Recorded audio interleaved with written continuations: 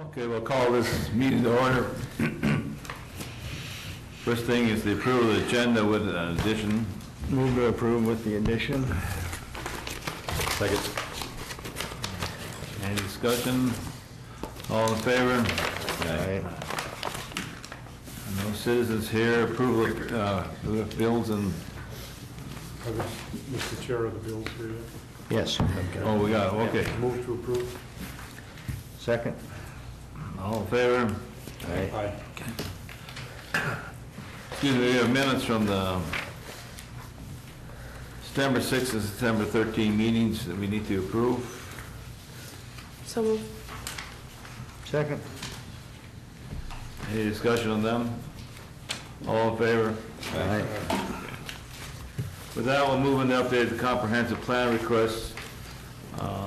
Planning Director Tim. Morning, Mr. Chair. Morning. In your packet, you should have all gotten a memo from me. On the Metropolitan Council of Governments, we've talked about updating the comprehensive plan off and on throughout the year. Metropolitan Council of Governments did write a request for proposals. For that, they have not submitted that, or they have not made that, put that out to contractors yet. Because there's a question as to whether we really want to move ahead with this or not. Initially, we were talking about a cost of $150,000, shared 75 or 50-50, $75,000 a piece between MetroCog and the county. Adam Altenberg from MetroCog went and talked with North Dakota DOT. He got some of that taken down to an 80-20 split. But our costs actually rose after he went through that whole process. There were some things that weren't going to be covered under the 80-20. So the last number that he had given us was we'd be in for $86,304, but that didn't include 3 of the items in the work plan that weren't covered by any cost share. So we'd be in for $86,003 plus what it would cost us to do those other 3 work plan items, which included economic development. So we're looking at about $100,000 that we would be needing to put together to do the comprehensive plan update at this time. I know the budget is tight, and I guess the MetroCog is wondering if we're going to go ahead with it because they need to know whether they need to put the RFP out.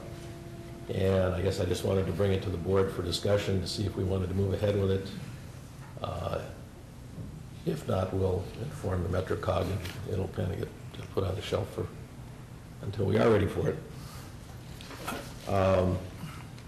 In addition, you know, the other item that we had talked about at one point in time was we got a quote from Houston Engineering to do a flood study update in the area out by Highway 10 and Highway 9 going north. That came out to about $75,000. I guess my opinion is if we're going to spend any money at all, I'd rather see it go to the flood study at this point in time.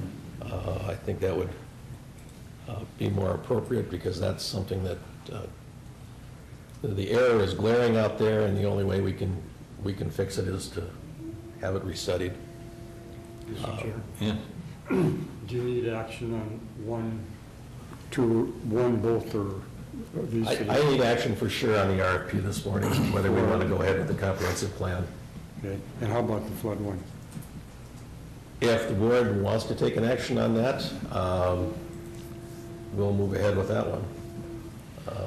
The $75,000 there, I've talked to Bruce Albright, we can get some money out of the watershed district, possibly up to $30,000 to help defray those costs. I'd like, Frank, do you have anything to say on that as our MetroCog representative? Yeah, I'm going to say something about it. Well, I was just wondering, you know, in terms of the money, the $100,000 for the with MetroCog, where would we come up with that right now? Reserves. Yeah, that was discussed as coming out of reserves when and if it ever gets. And if we don't do it now, is there when we can do it next year or another year, or what's the? We can work with the MetroCog, or actually, we might be able to, work with a contractor on our own to get the comp plan done at any point in time. Well, I think on the comp plan, over the last couple of years and even just recently, we've had some issues that have come up specific to a certain component of the comp plan. And I don't think we can ignore those. I think we need to do what we can with modifying our comp plan right now, maybe on a temporary basis, just internally with those areas that we know are shady or something, or just gray, or and deal with those. And I want to talk to the flood issue as well. I agree with you, Tim, that those issues, it's extremely important to an awful lot of landowners in that area, that we have the correct flood mapping. And I think we should go a step further in that and talk with MnDOT. MnDOT has some interest in the highways in that area as well. And if we're going to do this, because I know when we had our recent meeting with Georgetown, there was some discussion on MnDOT's part that they were working together with North Dakota to come up with rerouting maps for safe rerouting when we do get into these major floods. So MnDOT would probably have an interest in knowing what's going to be happening with those flooded areas as well. I'm not saying that they would have and bring any money to the table, but I do think that we should try to come up with something on that study. Jenny? Thank you, Mr. Chair. Is this the study that we talked about during budgets last year, that it was slated for last year to do the comp study?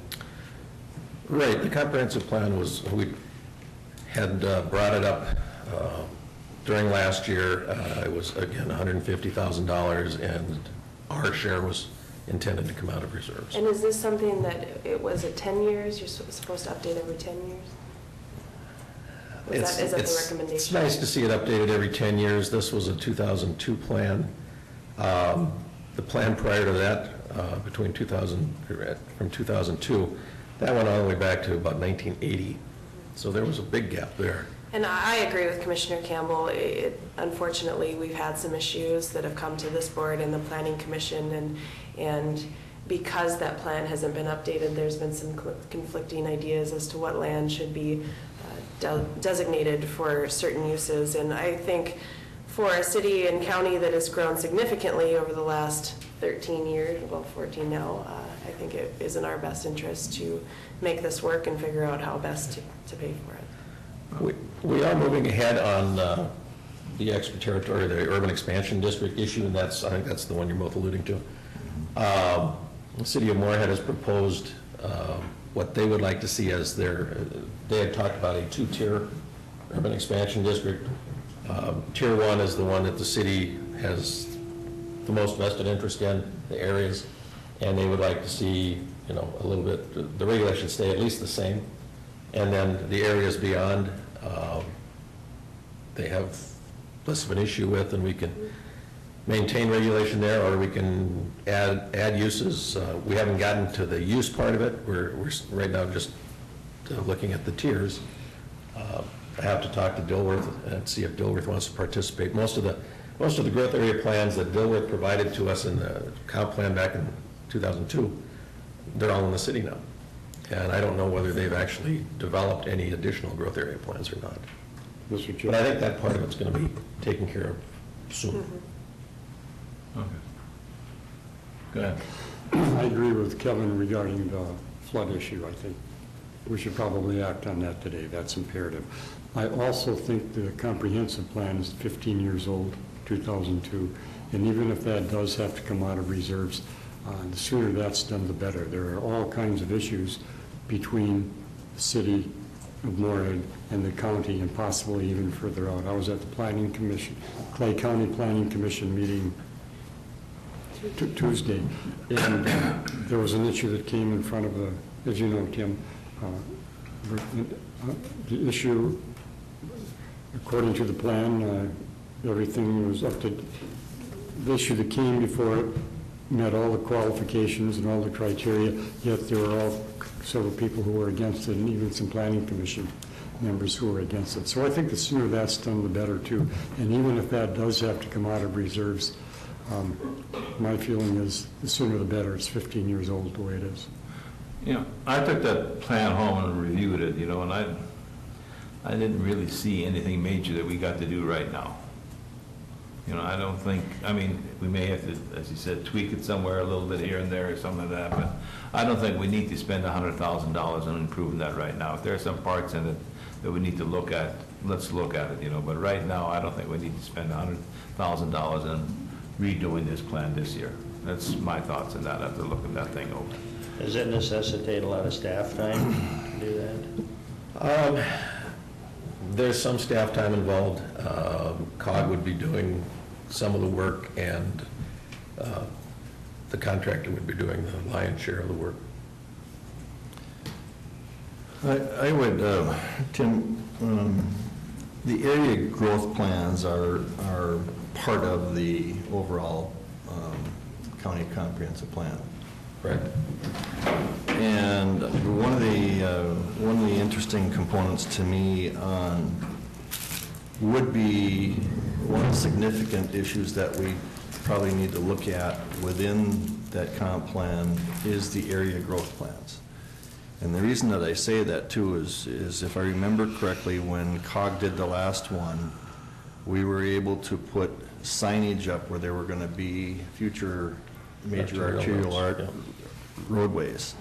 And I think that's critical, that, you know, that we let people know ahead of time what is being planned for that area, so that if somebody buys property, they're not going to be surprised 5 or 10 years down the road or 15 years down the road when all of a sudden we come in and say, well, guess what? Our traffic is doing what we thought it would do. It's increasing in its traffic, and we need to expand this road.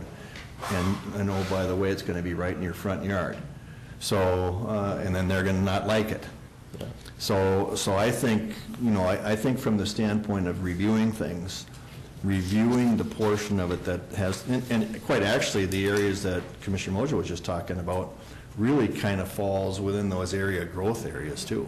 I mean, that's where we seem to have these issues, is in the close proximity to cities. Yeah. In the transportation part of it, you know, there's a transportation committee on FMCOG. They're already doing the transportation. They already know where the roads are going to go and stuff like that. So that's all in the plan already. So our plan, even whether we have a plan or not, if something major comes up, we can adjust that plan or whatever the case may be. Yeah, but let me give you. It's good to have a good plan. Let me give you an example of an area where I see where there might have been some consideration for a future arterial roadway in 2002, or for example, when we last did this. The Morehead School District owned 80 acres of land up in the northern part of Oakport Township. And there, at one point, there was plans for school there. If the school would have been there, there would have been major arterial roads needed in that area. They have since backed off of that and said, no, they don't plan on using that property. They told us that in our facilities management meetings, because I asked the question. So some things might, even though they're in place based on plans from quite some time ago, and maybe they need to be reviewed. And that's what I'm saying. There's certain portions of it. I agree with you, Frank, that I don't think we need to redo the entire comp plan. But I think that there's portions within it that need immediate attention. Yeah. And the rest can wait. I agree with that. That's what I'm trying to say. Exactly what I want to say. And I think that can easily be done. You know, everybody, well, the city of Morehead's been updating growth area plans fairly regularly. And we just incorporate those into our comprehensive plan as updated from the ones we utilized back in 2002. I think that we can make that work. And again, the other part through the urban expansion district, that's really a zoning ordinance issue more so than the comprehensive plan. And we can make that work without going into the plan very deeply. So, Go ahead, Jen. My question is, if we are picking and choosing on what we want to upgrade within this plan, is your estimate on the cost that will entail? Part of a benefit to doing this now is there are some additional dollars that COG will put forth, and I think that's significant. I guess I would need to sit down with COG. We need to decide what it is we want, what directions we want to, or areas we want to update. And part of the benefit, too, is having COG do this plan, that doesn't fall solely on your department, correct? Right.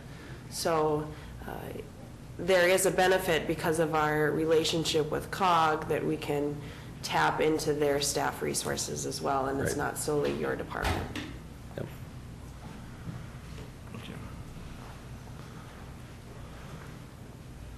Okay, any further? Mr. Burke, any enlightenment on this? I guess, no, Mr. Chair, just the fact that none of it is budgeted for. So any or all of it comes out of reserves, and you know you're leaning heavy on the reserves for next year, the way it is. And I think you're talking for 2017, aren't you, Tim, or for right now? 2017 would be Still fine, yeah, reserve it money, really so- makes no difference whether we start it right now or after the first of the year. Mr. Chair? Yes.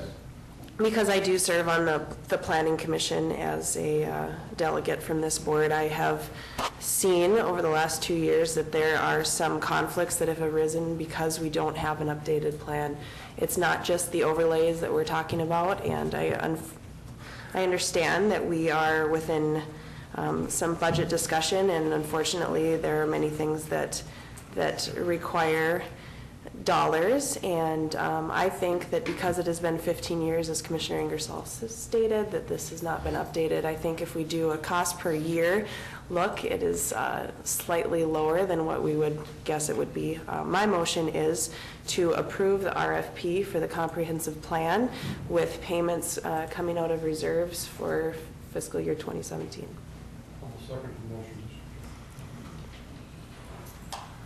Any further discussion? All in favor of the vote? Aye. Opposed? Aye. Motion denied. Okay. We'll move on to the next thing. Was the board going to consider any action on the flood? Oh, the what? That was a question Well, I guess- Commissioner Ingersoll brought up. Mr. Chairman, I think before we, I mean, it needs to be done. There's no question about it, but I think before we actually do it, we should contact the Buffalo Okay. Red and find out what involvement they would, and then also even look to the state as well. I think sometimes the state has some dollars that, I think we need more specific numbers on what it's gonna cost us if we do that, but. yeah. I have been in contact with the state Homeland Security Emergency Management. They did not have any funding. Floodplain management folks at DNR, at the time I last talked to them, did not have any funding available, so.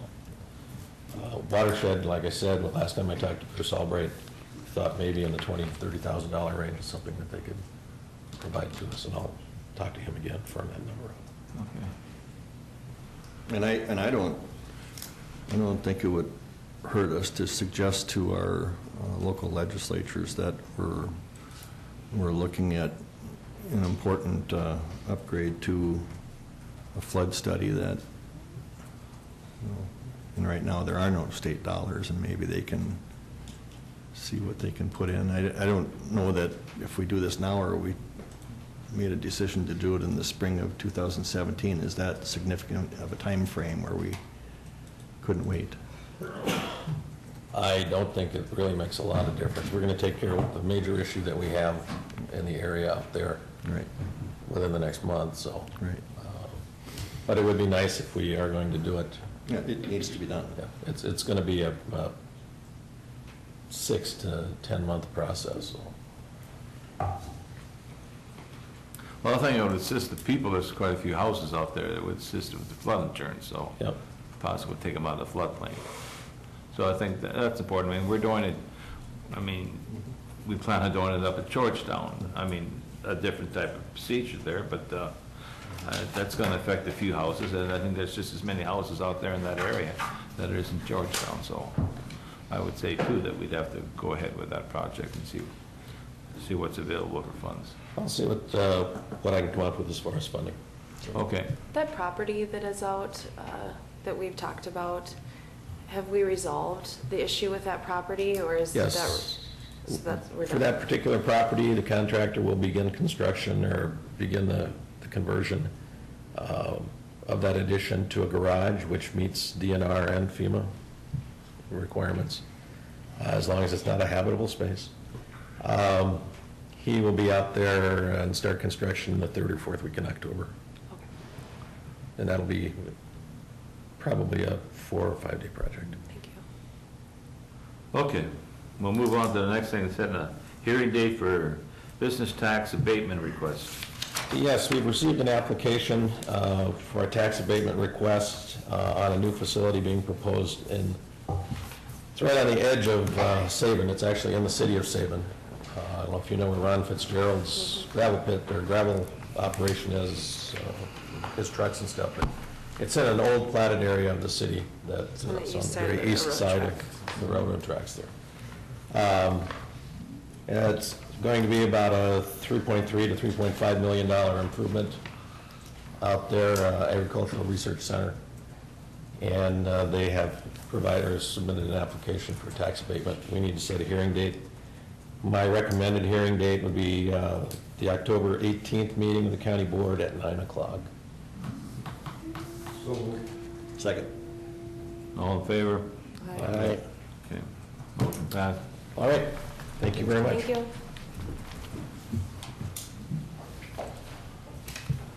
Mark, come on. Approval of long-distance telephone service. Information Service Director Mark Sloan. Back, I just talked about this with you 3 years ago, so. Okay. This is a subject I can go into however much detail or little or as you'd like, because what we're really talking about here is our contract for long-distance telephone service for the county is up. We're looking at options. We look at all the different choices available to us, what provide us the best service we can get for the dollars. And we've decided that CenturyLink is going to be the best provider for us, and we'd like to move ahead with a contract for the next 3 years to use them for our long distance.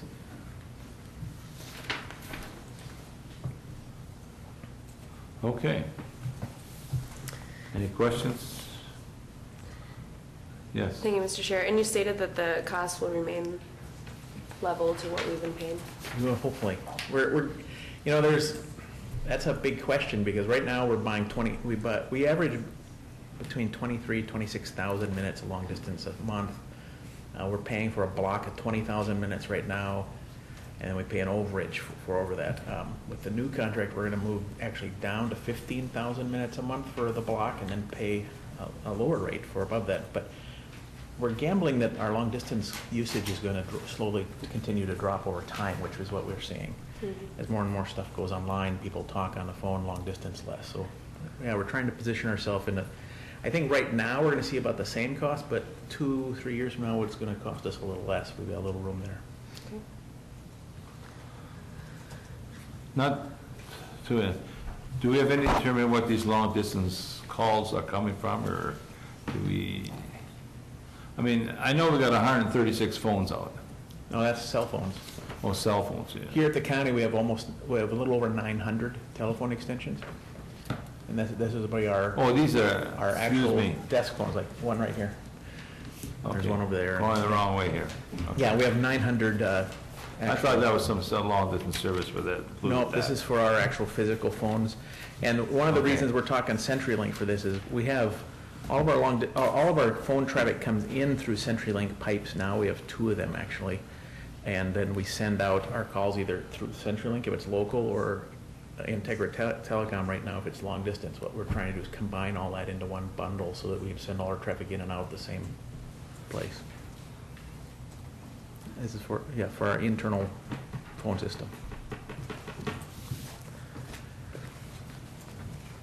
Go ahead. Mr. Chair, I'll make a motion to approve the contract with Integra. CenturyLink. Oops, CenturyLink, I apologize. Second. I just have a question. So the inner workings between Integra and CenturyLink, nobody knows what's going on there. That's all behind the scenes stuff, right? Is it delaying anything? No, our phone system is programmed so that it knows if you dial a 9 and a 1, it sends it out one line, and if you don't, it goes out a different line. So Okay. it's seamless to our end users. So is one of these companies a local company and one not, or are they? Neither is. Neither? Very good, thank you.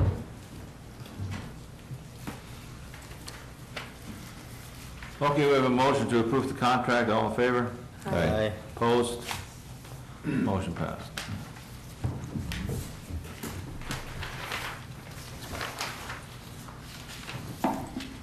Okay, with that, we'll go into fill the position of full-time Kathy McKay, Troy Amundson. And looks like you're bringing help.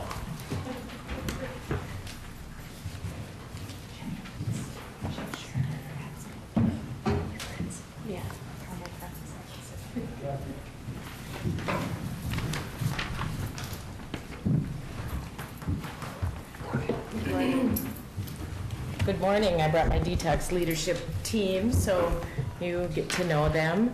Troy is our detox director, and Sarah is our lead RN. I think you've met both of them before. We're requesting, we previously talked about this, our open positions when we get to a 16-bed unit. We're just waiting for the Department of Human Services to authorize that. Everything has been sent in, the money's been paid, so we're just waiting for their approval to move to 16 beds. So then, once we receive that, then we can open up the additional beds for our detox. So in anticipating that, we are asking for the full-time LPN position to be filled. We previously talked about that too at a board meeting, but there is certainly a need. We only have 3 full-time LPNs, and there's a need for the licensed practical nurses to be utilized on most shifts. So we have it budgeted, and so we're requesting that to be filled. We also have a 0.6 to 0.8 technician position that's still unfilled, that's open as well. So we can request that at a later time, but we need the LPN. Mr. Chair, Yes. move approval to fill the full-time position as presented by Ms. McKay. Second. Any further discussion?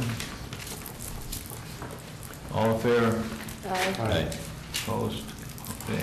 Thank you. When do you expect something with Otter Tail County then? You know, they've had our contract, we reviewed it, and Jenny reviewed it. They've had it for about a month, so we're anticipating they should let us know at any time. I inquired on Monday or last Friday about where they were at with that contract, and I haven't heard back from them. So I believe the person that is really reviewing it has had some family issues and has been out on leave for a while, so I think that's why there's such a delay. So as soon as she returns, I think it's gonna be. Will we be taking all their detox clients, or do they have something there right now? So it would be all of them. And we have some now that we currently take. The contract was for them to purchase 2 beds on an ongoing basis, so, but currently we are taking Otter Tail County clients, so. Okay, good, all right, thank you. Thank you. And Sarah, I guess you had a recent loss in your family there. Express our condolences to that. Recently lost their mother, I think. Thank you. Thank you.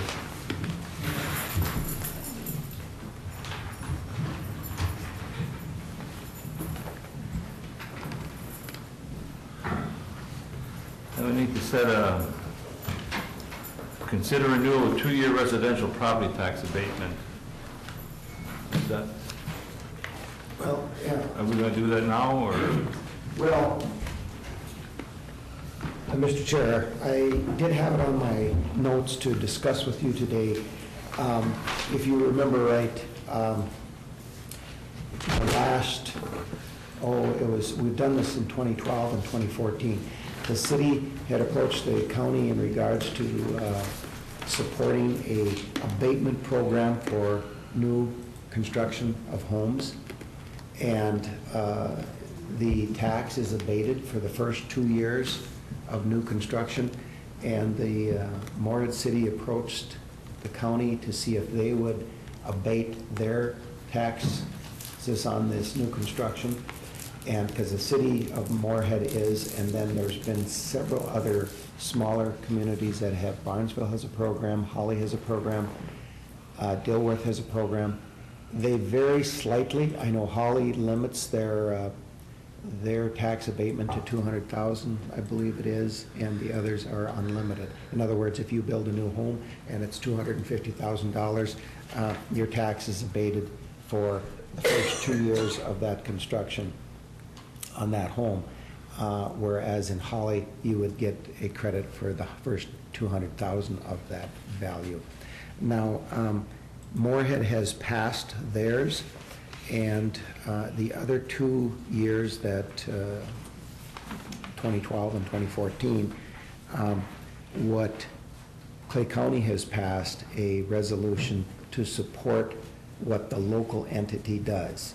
In other words, if Morehead passes an unlimited abatement to their program, in other words, you build a $500,000 house and you get your tax abated for the first 2 years, and Holly, that's unlimited. And then in Holly, they set a maximum of $200,000. So if you build a $500,000 home, you get credit for the first $200,000, and you abate the taxes on that first $200,000. So what your resolution has stated in the past is that you support the local entities program in regards to their abatement. So it can vary from community to community. And I guess, like I said, I headed on the committee updates to see if you wanted to pursue that again. And I did receive just yesterday the information from Morehead that they've gone ahead and passed theirs, and Barnesville weighed in on it, they're interested. And then Lisa from Holly weighed in and said they're interested in doing theirs again. So they were going to come to the county and ask for your cooperation. So we're suggesting setting a public hearing, because we have to do that to approve this resolution for October 25th, and that's when we can then send out the information. What happens if someone builds a house in the county? Do we have to set an abatement too, or is ours set, or I'm not understanding this right here? Yeah, well, Mr. Chair, what your resolution has read in the past is that you will support the abatement program of the local entity. Oh. In other words, if a township wants to do this, and I don't think any of them have, they would have to pass a resolution before somebody building out in the county in a township would be eligible for this abatement program. Okay, so the townships have to come forward. Okay. Yes. It is just the local, your resolution supports the local entity and their program. Okay. And that local entity could be, like you said, a township or a city. A city, yes. Okay, and basically, what we'll probably be looking at is to renew what we've had in the past. That is That correct. will be up to this board, though, of course. Yes. Thank you, Yes. Mr. Chair. Right. So is our abatement on the county's portion of the taxes the same as the local community? Do we have the ceiling? Mr. Chair and Commissioner Campbell, how the resolution reads is that we will support what the local entity does. So, in fact, it doesn't have a ceiling in Morehead, but it does have a ceiling in Holly, the county tax as well. So if Holly has one on 200, then the county's abatement is? Has one on 200. On 200, Yes. okay. For Holly? Yes. And if you remember, right during the budget cycle, right now, our abatement program is running about $400,000. So the construction has been alive and well, and I think you will hear from the other entities that they feel this is added to the expansion of the new buildings, so. Well, right now, since it's been in progress for a couple of years, I mean, every year is 2 houses come on get off the abatement program, and more houses go on, so it just sort of revolves the program, so think the only time that the number should really increase now, I would think, would be if there's more being built than what's coming off. Yes. That's right. And that's not a bad thing for us either. You know, that's why we're doing it. Okay. All right, so we need a motion, set a hearing date. If you would, please, yes. And you have that recommended for, I would move that we set the public hearing date of 8:45 a.m. on October 15th, 2016. 25th. Or October 25th, 2016, for a 2-year, consider the renewal of a 2-year residential property tax abatement program. Second. Any further discussion? All in favor? Aye. Okay. And Mr. Chair, what we'll do then is we'll rewrite that resolution, and we'll run it by Jenny as well, and we will send you the documentation that the others have sent in to us so you can review what the local entities are doing. And then I asked the others if they wanted to show up and talk about this, so, and I know Moorhead said they will, Holly said that they will, and I think Harnsville, I can't recall exactly, but Karen will probably be in. She was 2 years ago too, so we'll ask them how it's going, and have a good dialogue on it before you have to make a decision. So, thank you, Mr. Chair. Okay. With that, we'll go on the reports. Grant? Okay, let's see, I had a personnel committee meeting last week, and discussion on this, still the issue of exempt versus non-exempt employees and how that'll impact our staff, and I think we're getting close to having that resolved. Probably be bringing something to the board, I think Darren will, in the near future. Let's see, I had, oh yeah, we did discuss the cell phone situation with county employees, and we're working on some possible recommendations for that in the near future. At a solid waste advisory meeting, we were discussing our engineering consultant and trying to get a company selected to do that for the new transfer station that we're planning with the city of Moorhead, and I think we're meeting on that again today, so we'll have something decided on that fairly soon.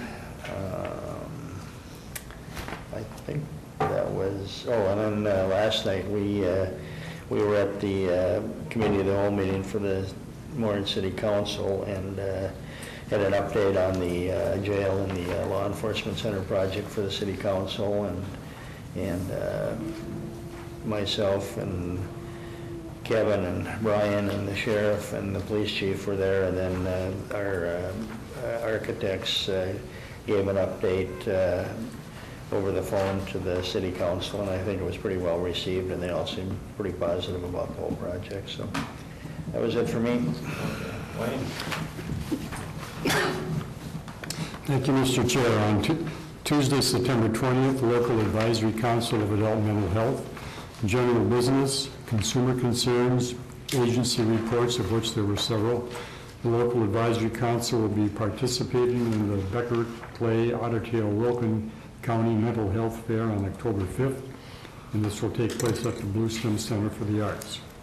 Again, on Tuesday, September 20th, Clay County Planning Commission. I was an alternate for Commissioner Mojo. General Business granted a conditional use permit to allow development of a 3-lot platted subdivision in Riverton Township. There were several people speaking against the conditional use permit, but the applicant had met all the qualifications, and the request was consistent with the comprehensive plan of Clay County, and therefore it was passed. I think there were a couple of dissenting votes on that. Thursday, September 22nd, Family Health Care, General Business, Financial Report. The finances of Family Health Care are in very good order. Board Development Reports on Human Resources, Board Evaluations and Committee Update, Operations Report, and the CEO's Report. And that does it for me, Mr. Chair. Thank you. Kevin?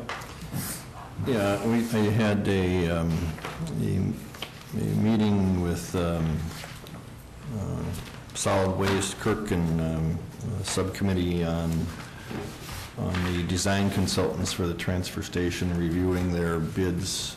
And we had some questions, and I know we sent it off. And thank you, Jenny. She made some comments for us that are going to be helpful. We'll be bringing that forward to the Solid Waste Advisory Committee Thursday morning, and then probably it'll be on this board's agenda for next Tuesday to look at hiring one of these firms to do the design, finish the design work on that. And then, as Commissioner Whalen said last night, we attended the committee of the whole meeting, and I thought it was nice to see the council give recognition to our staff, both the county staff and the Moorhead Police Department staff, for their joint work together on coming up with what is a pretty decent law enforcement center. So I think it was well received by the city commission. That's all I had. Jenny? Thank you, Mr. Chair. Last week I attended the with Lakes and Prairies, the state community action conference in Mankato. I appreciate the ability to attend that. We had a member from our board who presented on our executive director search process. She did a fantastic job with that, and it was interesting to hear both success stories from other agencies and failures as well. We had legislative updates from legislative reps from the state of Minnesota, also from the national delegation. Interesting to hear there's continued gridlock, because none of us already knew that at those agencies. And also last week attended the out-of-home placement meeting that we had, a follow-up from our discussion at our board meeting that previous Tuesday. We talked about the continued needs that there is in the county and how we will go about mitigating those issues, both with out-of-county placements, but also with foster needs in the county. Yesterday I attended the Lakeland Mental Health meeting. We were at the Glenwood office. We had an update from the Polk County Human Services Committee. The issues that we're experiencing in Clay County are not unique to this county. It's something statewide.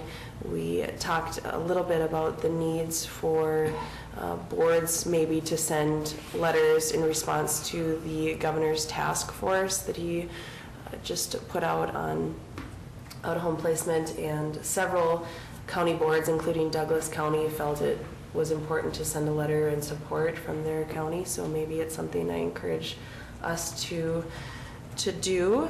And we also talked about the need for having a 3-month evaluation on our new executive director, and then followed that with a 6-month review, just to make sure everyone is on the same page.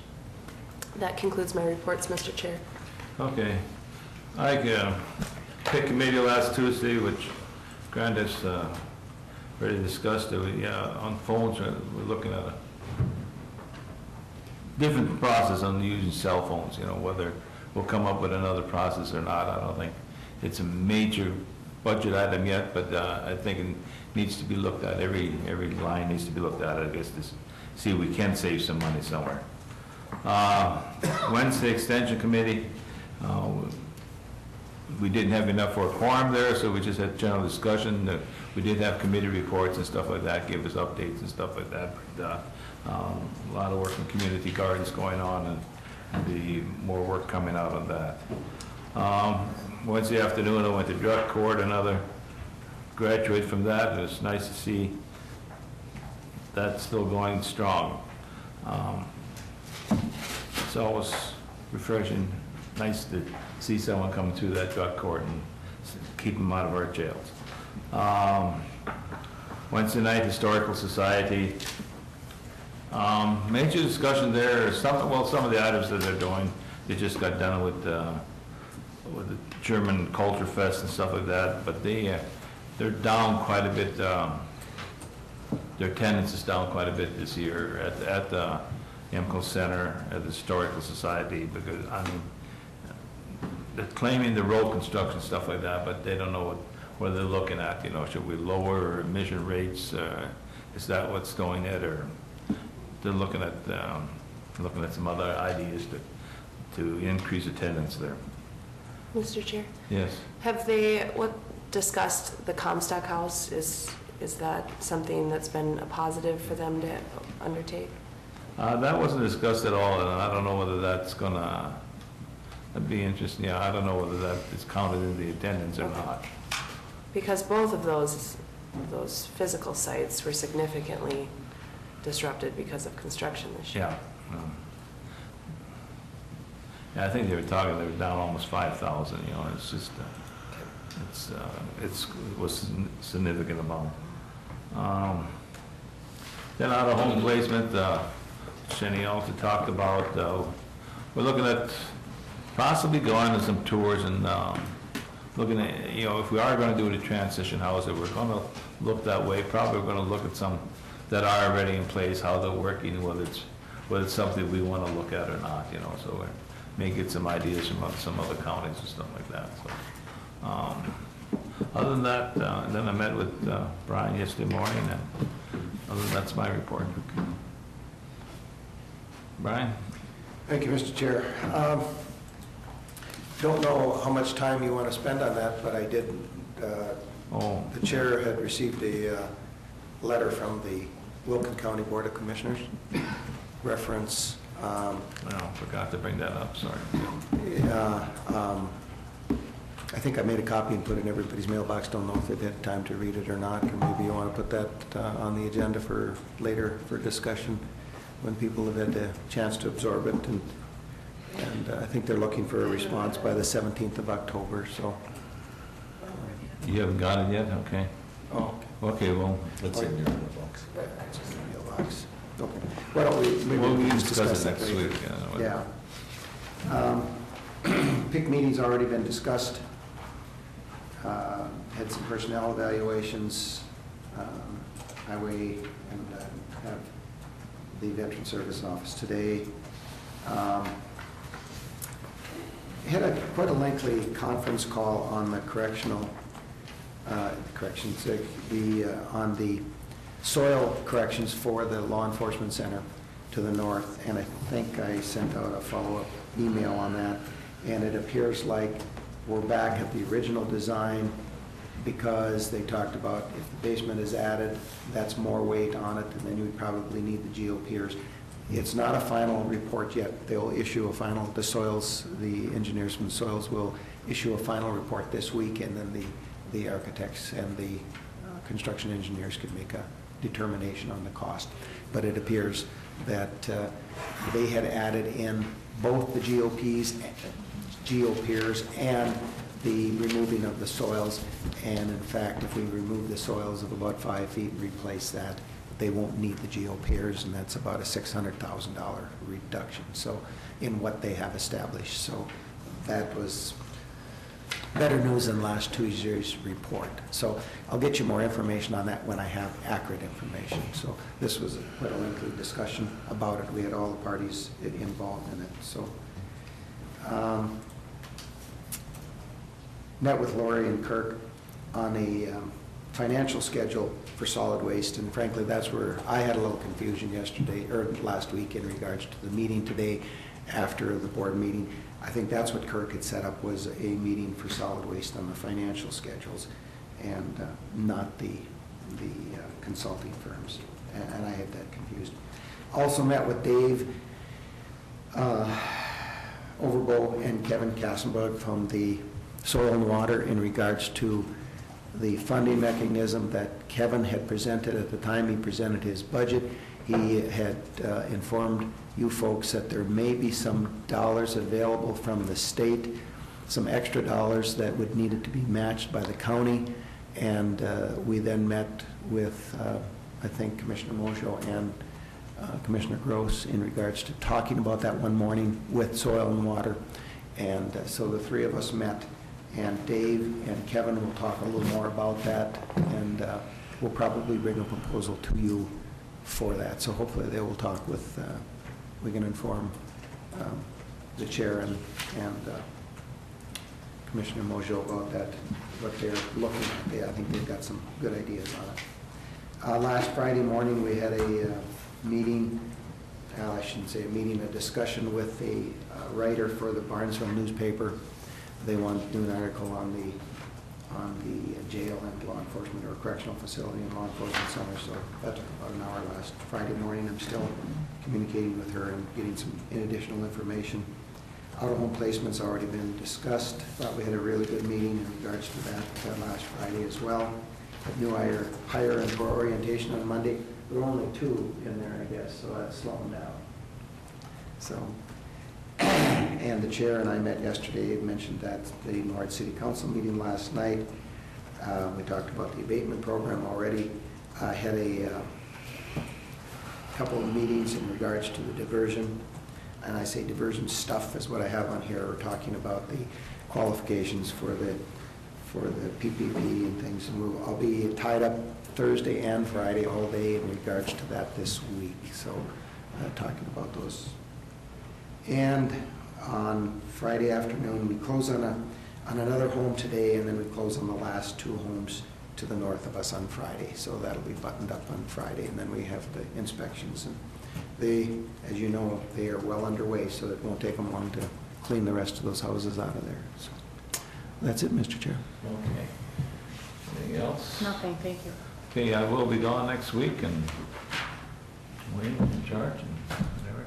Okay, other than that, we are adjourned.